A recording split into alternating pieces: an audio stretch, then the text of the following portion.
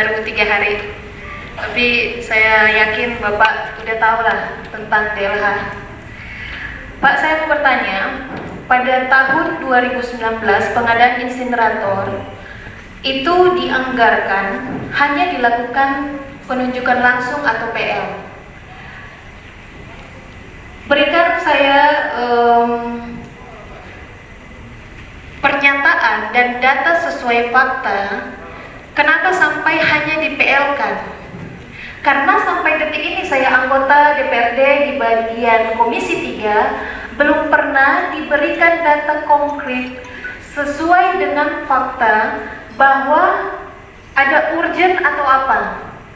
Pernyataan dari DLH yang lama dinyatakan bahwa pengadaan insinerator secara langsung atau penunjukan langsung di PL-kan ini karena urgent. Nah, jika urgent, undang-undang yang dipakai berdasarkan undang-undang nomor berapa? Jika urgent, kenapa diresmikan bulan Februari tahun 2020? Karena urgent untuk proyek secara penunjukan langsung itu biasanya digunakan untuk proyek-proyek bencana. Nah, kalaupun mesin ini langsung diproyekkan secara penunjukan langsung, maka nilai urgennya didapat dari segi mana? Oke? Karena jika dilihat dari barang yang dipakai, saya catat ya Pak, diresmikan atau gunting pita oleh Pak Wali Kota bulan Februari, digembok oleh pemilik bulan Maret, rusak bulan Mei. Ini sangat riskan, digembok pada bulan Maret, rusaknya bulan Mei, berarti hanya 2 bulan digunakan alat ini. Dari 5 insinerator dengan anggaran 12 miliar, hanya 2 yang beroperasi. Itu pertanyaan pertama saya.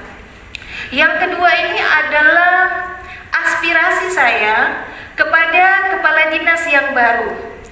Saya, anggota DPRD Kota Manado, Jurani Rurubuat, tidak setuju jika insinerator dianggarkan kembali di tahun 2020. Bahkan kalau boleh, selama saya menjabat.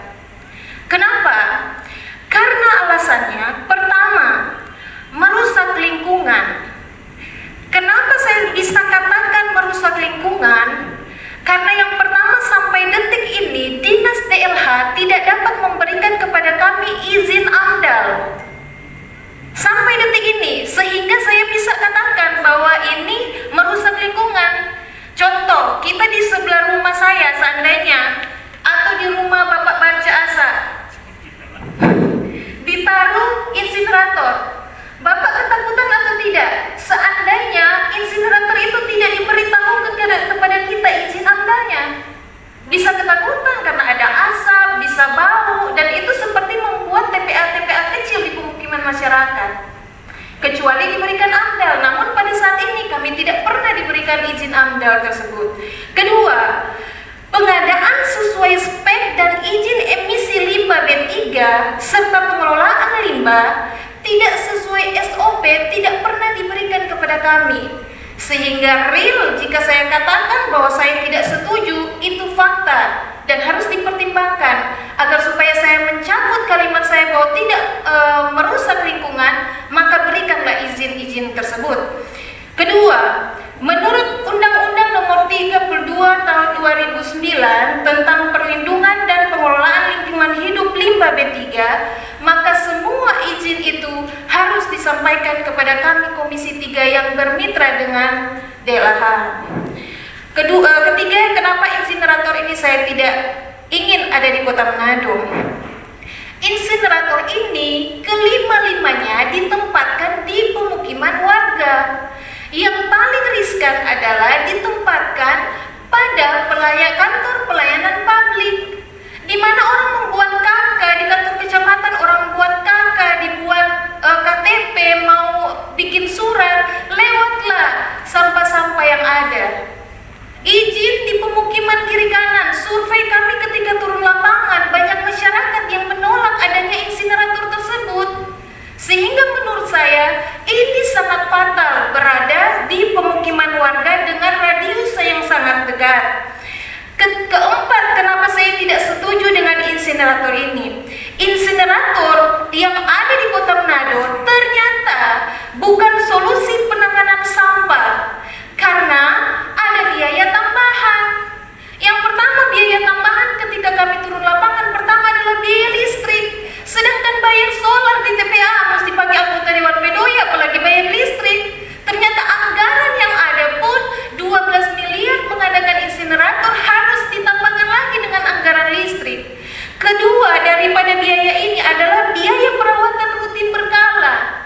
Kalau insinerator dengan anggaran miliaran begini, puluhan miliar, harus ada biaya rutin berkala lagi. Buat apa dianggarkan lagi? Buat aja tong-tong pembakar sampah. 12,5 dengan biaya berkala. Kenapa? Karena ternyata diresmikan bulan Februari, rusak bulan Mei. Anggaran 12 miliar. Kasih saja saya 1M, nanti saya bikin tong-tong kalau model seperti itu, hanya bakar-bakar.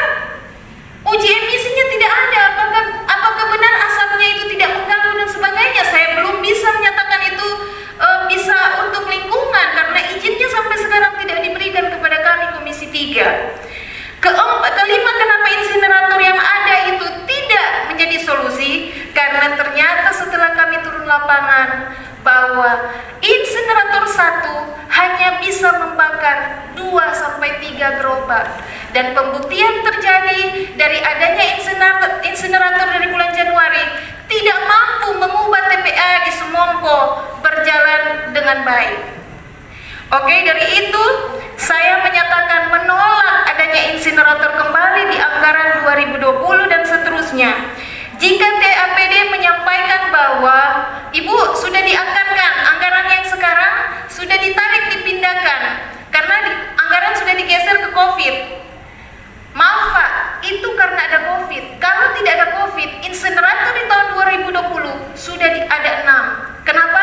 Karena ternyata setelah kami turun dan dengan Komisi 3 dengan DLH, Kadis DLH Ibu Trej, ternyata sudah